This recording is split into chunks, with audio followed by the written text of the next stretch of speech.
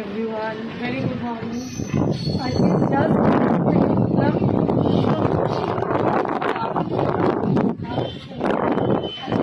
Office আমাদের বাড়িতে সবার ছুটি। আর এর দুটো যে মুভি দেখেছে দশম অবতার, আমার মনে তোমাদের যারাই দেখেছ তারা জানো ভীষণ ইন্টারেস্টিং বই। বইটা প্রথমে আগের বছর পুজোর সময় বেরিয়েছিল। আমাদের মুভিটা গিয়ে সিনেমা হলে কালকে বাচ্চারা আবার চালিয়েছিল দর্শকটা, তো আরেকবার দেখলাম, আরও দেখতে পারি, ভীষণ ভালো লাগে।